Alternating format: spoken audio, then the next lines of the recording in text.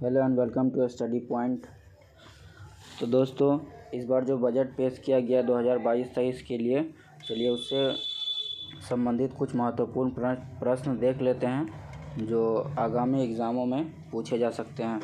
तो चलिए शुरू करते हैं बजट से रिलेटेड कुछ महत्वपूर्ण क्वेश्चंस।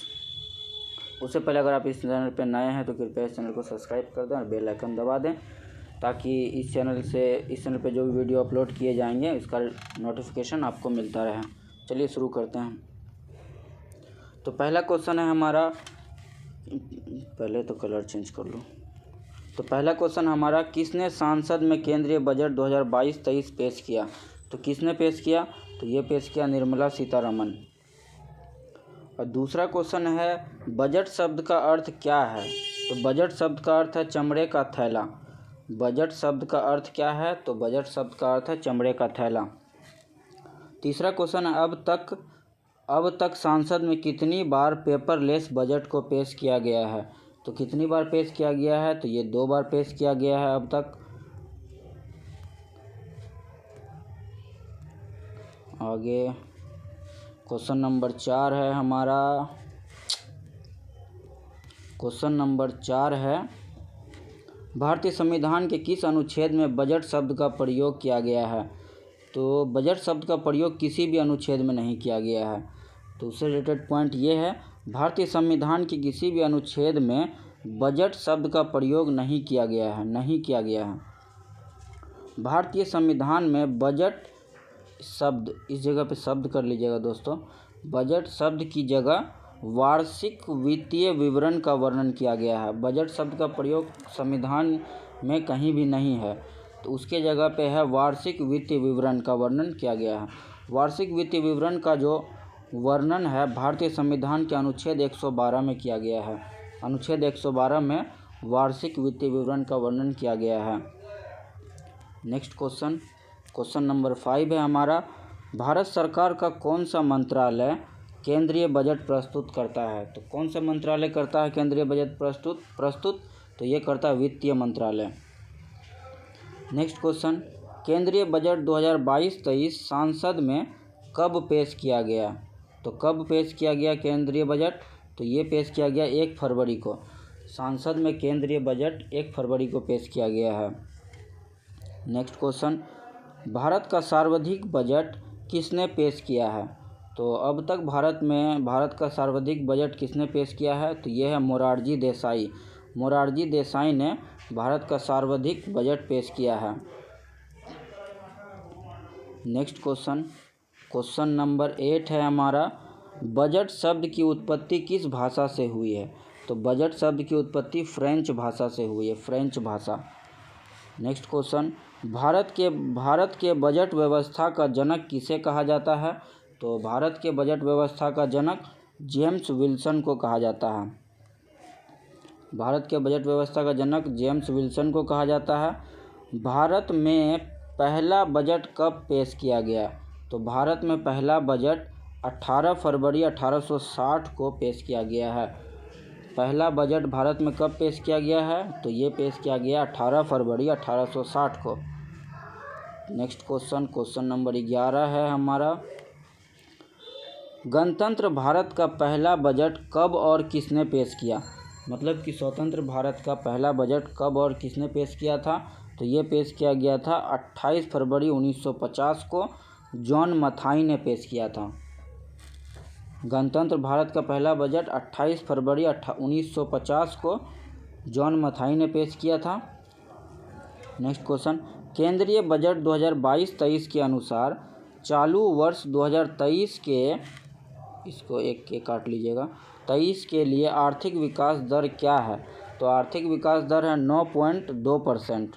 9.2% है आर्थिक विकास दर। नेक्स्ट क्वेश्चन, केंद्रीय बजट 2022-23 में भारत सरकार ने कौन सा विजन प्राप्त करने का लक्ष्य रखा है? तो कौन सा विजन प्राप्त करने का लक्ष्य रखा है?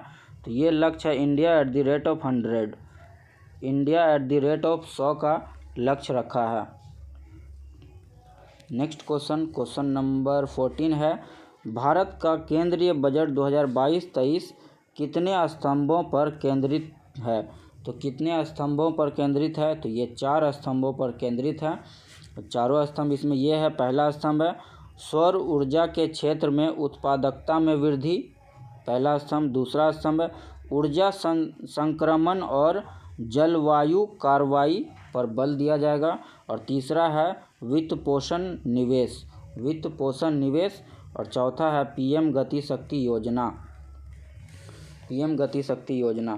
तो इन चारों पे भारत का केंद्रीय बजट 2022-23 4 स्तंभों पर है। तो ये चारों स्तंभ यही है। नेक्स्ट क्वेश्चन नंबर 15 है केंद्रीय बजट 2022-23 के अनुसार वित्तीय वर्ष 2023 में कितने मल्टी मॉडल राष्ट्रीय उद्यान अनुबंध प्रदान किए जाएंगे? तो कितने मल्टी मॉडल राष्ट्रीय उद्यान अनुबंध प्रदान किए जाएंगे? तो ये 4 किए जाएंगे।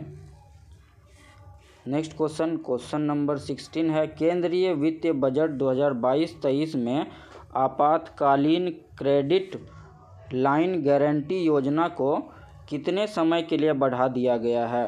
तो कितने समय के लिए बढ़ा दिया गया है? तो ये बढ़ा गया है मार्च 2023 तक के लिए, मार्च 2023 तक के लिए बढ़ा दिया गया आपातकालीन क्रेडिट लाइन गारंटी योजना को।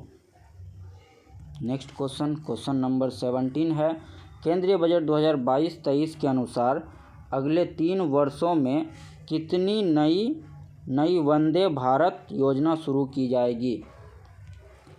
कि 3 वर्षों में कितनी नई वंदे भारत योजना शुरू की जाएगी? तो ये 400 नई वंदे भारत योजना शुरू की जाएगी अगले 3 सालों में। नेक्स्ट क्वेश्चन केंद्रीय बजट 2022-23 में वित्तीय वर्ष 2023 के लिए कितने किलोमीटर राष्ट्रीय राजमार्ग का विस्तार करने का लक्ष्य रखा गया है? कितने किलोमीटर राष्ट्रीय राजमार्ग का विस्तार करने का लक्ष्य रखा गया है? तो ये है 55,000 किलोमीटर। वित्तीय वर्ष 2023 के लिए 55,000 किलोमीटर राष्ट्रीय राजमार्ग का विस्तार करने का लक्ष्य रखा गया है। नेक्स्ट क्वेश्चन नंबर 19 है केंद्रीय बजट 2022-23 के अनुसार वित्तीय वर्ष 2023 में 3.8 करोड़ घरों को नव के पानी से कवर करने के लिए कितनी राशि आवंटित की गई है? नव नहीं दोस्तों, यहाँ मिस्टेक नल होना चाहिए। नल के पानी से कवर करने के लिए कितनी राशि आवंटित की गई है? तो ये की गई है 60,000 करोड़, 60,000 करोड़। नेक्स्ट क्वेश्चन केंद्रीय बजट 2022-23 के अनुसार देश के कितने प्रतिशत डाकघरों कोर बैंकिंग प्रणाली के अंतर्गत रखने का निर्णय लिया गया है? तो कितने हैं? तो ये है 100%। 100% डाकघरों को कोर बैंकिंग प्रणाली के अंतर्गत रखने का निर्णय लिया गया है। नेक्स्ट क्वेश्चन नंबर 21 है केंद्रीय बजट 2022 के वित्तीय वर्ष 2023 के लिए पीएम आवास योजना के लिए कितने करोड़ रुपये आवंटित किए गए हैं? तो पीएम आवास योजना के लिए 48,000 करोड़ रुपये आवंटित किए गए हैं। नेक्स्ट क्वेश्चन केंद्रीय बजट 2022 में केंद्र और राज्य सरकार दोनों के कर्मचारियों की कर कटौती की सीमा को 10% से बढ़ाकर कितने प्रतिशत कर दी गई है? तो ये 14% कर दी गई है। केंद्र और राज्य सरकार दोनों के जो कर्मचारी की कर कटौती है उसकी सीमा को 10% से बढ़ाकर 14% अब कर दी गई है। नेक्स्ट क्वेश्चन नंबर 23 केंद्रीय बजट 2022-23 के अनुसार किस परियोजना के तहत गांव में ऑप्टिकल फाइबर बिछाने का ठेका दिया गया है? तो किस परियोजना के तहत गांव में ऑप्टिकल फाइबर बिछाने का ठेका दिया गया है? तो ये दिया गया है भारत नेट परियोजना के तहत। नेक्स्ट क्वेश्चन केंद्रीय बजट 2022-23 में वित्तीय वर्ष 2023 के लिए कितना प्रतिशत राजकोषीय का लक्ष्य निर्धारित किया गया है? तो ये कितना प्रतिशत किया गया है, ये किया गया 6.4%, 6.4%। नेक्स्ट क्वेश्चन नंबर 25, केंद्रीय बजट 2022-23 के लिए कुल बजट क्या है? तो कुल बजट क्या है 2022-23 के लिए? 39.4 लाख करोड़ रुपए। 2022-23 के लिए केंद्रीय बजट कितना है? तो ये है 39.4 लाख करोड़ रुपए। 26, क्वेश्चन नंबर 26 है, केंद्रीय बजट 2022-23 के अनुसार पीएम आवास योजना के तहत ग्रामीण और शहरी क्षेत्र में कितने नए आवास का निर्माण किया जाना है? तो कितने नए आवास का निर्माण किया जाना है? तो ये 80 लाख नए आवास का निर्माण किया जाना है। नेक्स्ट क्वेश्चन नंबर 27, केंद्रीय बजट 2022-23 के अनुसार कौन सी योजना आत्मनिर्भर भारत के लिए 6 मिलियन रोजगार सृजित करेगा? तो कौन सी योजना करेगा 6 मिलियन रोजगार सृजित? ये करेगा उत्पादन से जुड़ी प्रोत्साहन योजना। उत्पादन से जुड़ी प्रोत्साहन योजना, इंग्लिश में production linked incentive scheme. Next question, रक्षा क्षेत्र के लिए पूंजीगत खरीद बजट का कितना प्रतिशत घरेलू उत्पाद के लिए आत्मनिर्भरता व बढ़ावा देने के लिए निर्धारित किया जाएगा? तो ये कितना प्रतिशत है? तो ये है 68%। नेक्स्ट क्वेश्चन नंबर 29 है, केंद्रीय बजट 2022 में यह निर्णय लिया गया है कि मानसिक स्वास्थ्य के मुद्दे से निपटने के लिए देश भर में डैश कार्यक्रम शुरू किया जाएगा। तो कौन सा कार्यक्रम शुरू किया जाएगा? तो ये मानसिक स्वास्थ्य मुद्दों से निपटने के लिए कौन सा कार्यक्रम शुरू किया जाएगा? तो ये किया जाएगा राष्ट्रीय टेली मानसिक स्वास्थ्य कार्यक्रम। राष्ट्रीय टेली मानसिक स्वास्थ्य कार्यक्रम शुरू किया जाएगा मानसिक स्वास्थ्य के मुद्दों से निपटने के लिए। नेक्स्ट क्वेश्चन नंबर है हमारा, केंद्रीय बजट 2022-23 के अनुसार डिजिटल बैंकिंग की सुविधा को देश के प्रत्येक नागरिक तक पहुंचाने के लिए के उद्देश्य से देश के कितने जिलों में डिजिटल बैंकिंग इकाइयां शुरू की जाएगी? तो ये कितने जिलों में शुरू की जाएगी? तो ये 75 जिलों में शुरू की जाएगी। 75 जिलों में शुरू की जाएगी ये योजना।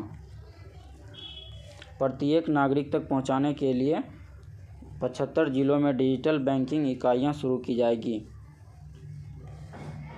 75 जिलों में।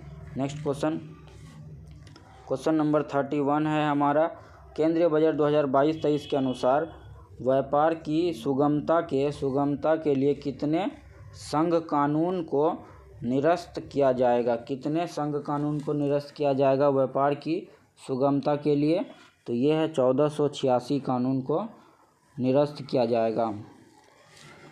क्वेश्चन नंबर 32 है, केंद्रीय बजट के अनुसार वित्तीय वर्ष 2022-23 में केंद्र सरकार का प्रभावी पूंजीगत व्यय कितने होने का अनुमान है? डैश होने का अनुमान है। तो ये है 10.68 लाख करोड़ रुपए।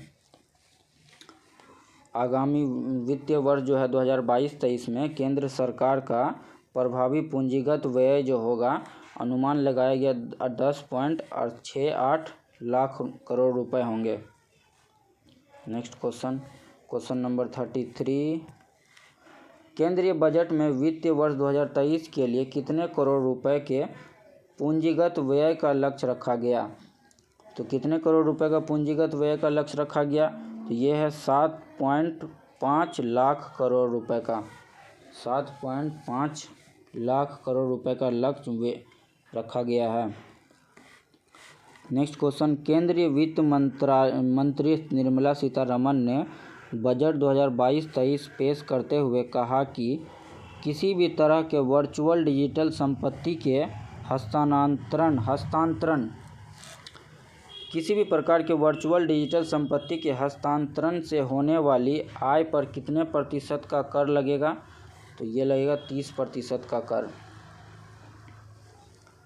किसी भी वर्चुअल डिजिटल संपत्ति के हस्तांतरण होने वाली आय पर कितने प्रतिशत का कर लगेगा? तो ये 30% का कर लगेगा। नेक्स्ट क्वेश्चन नंबर 35 है। केंद्रीय बजट 2022-23 के अनुसार कॉरपोरेट सरचार्ज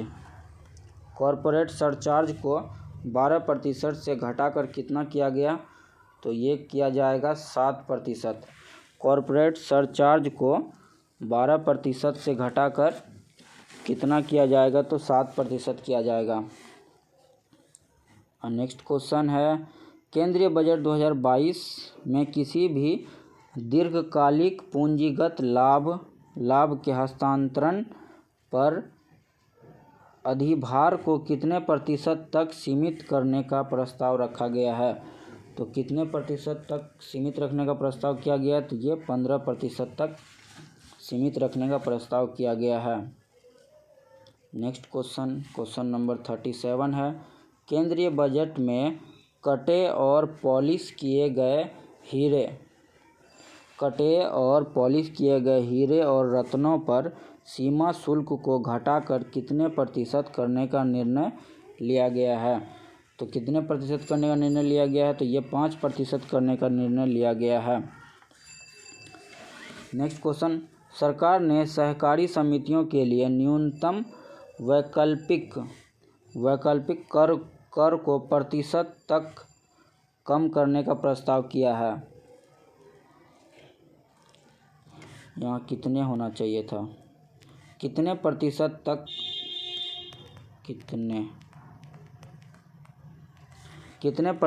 तक कम करने का प्रस्ताव किया गया है? तो ये 15% तक कम करने का प्रस्ताव किया गया है। न्यूनतम वैकल्पिक कर सहकारी समितियों के लिए न्यूनतम वैकल्पिक कर को कितने प्रतिशत तक कम करने का प्रस्ताव किया गया है? तो 15% तक कम करने का प्रस्ताव किया है। नेक्स्ट क्वेश्चन नंबर 39 है।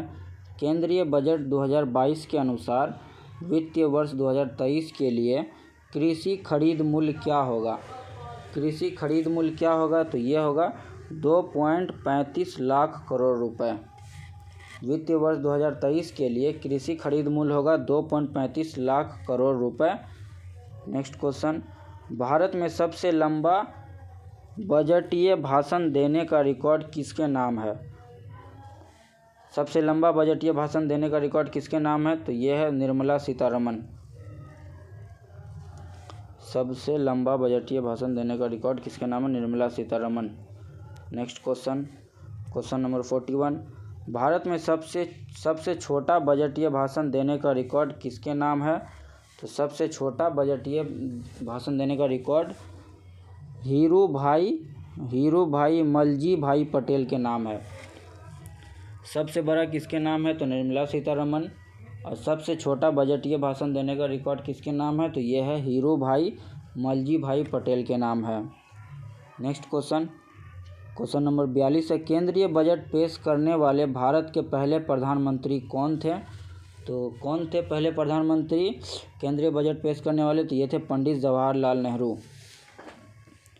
नेक्स्ट क्वेश्चन नंबर 43 है। वित्त मंत्री निर्मला सीतारमण ने बताया कि पीएम ई विद्या के 1+1 टीवी चैनल कार्यक्रम को 12 टीवी चैनलों से बढ़ाकर कितने टीवी चैनलों तक विस्तारित किया जाएगा?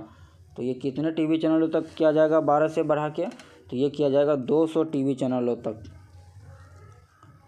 1+1 टीवी चैनलों कार्यक्रम को जो 12 टीवी चैनलों से आप बढ़ाकर कितना किया जाएगा? तो ये 200 टीवी चैनलों तक किया जाएगा। नेक्स्ट क्वेश्चन, केंद्रीय बजट 2022-23 के अनुसार अगले 3 वर्ष के दौरान कितने प्रधानमंत्री गति शक्ति कार्गो टर्मिनल विकसित किया जाएगा? अगले 3 वर्ष के दौरान कितने प्रधानमंत्री गति शक्ति कार्गो टर्मिनल विकसित किया जाएगा? तो ये है 100 प्रधानमंत्री गति शक्ति कार्गो टर्मिनल विकसित किया जाएगा अगले 3 वर्षों के दौरान।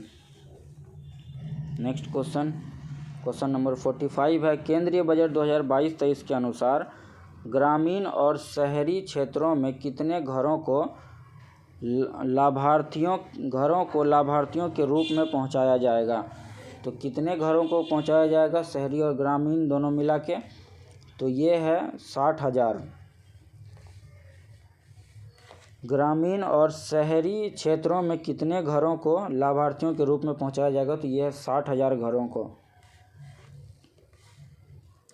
नेक्स्ट क्वेश्चन, केंद्रीय बजट 2022 के अनुसार देश के नागरिकों के लिए विदेश यात्रा को आसान बनाने के लिए कौन सी सुविधा लागू की गई है? तो कौन सी सुविधा लागू की गई है? ई पासपोर्ट। देश के नागरिकों के लिए विदेश यात्रा को आसान बनाने के लिए ई पासपोर्ट की सुविधा लागू की गई है। नेक्स्ट क्वेश्चन नंबर 47 है हमारा। केंद्रीय बजट 2022-23 में कितने नदियों को जोड़ने वाली डीपीआर का मसौदा तैयार किया गया है? तो 2022-23 केंद्रीय बजट में कितने नदियों को जोड़ने वाली डीपीआर का मसौदा तैयार किया गया है? तो ये 5 नदियों को जोड़ने वाली डीपीआर का मसौदा तैयार किया गया है, जिसमें पहला है दमनगंगा और पिंजल नदी, दूसरा है परतापी और नर्मदा नदी, और तीसरा है गोदावरी और कृष्णा नदी, और चौथा है कृष्णा और पेन्नार नदी, और पांचवा है पेन्नार और कावेरी नदी।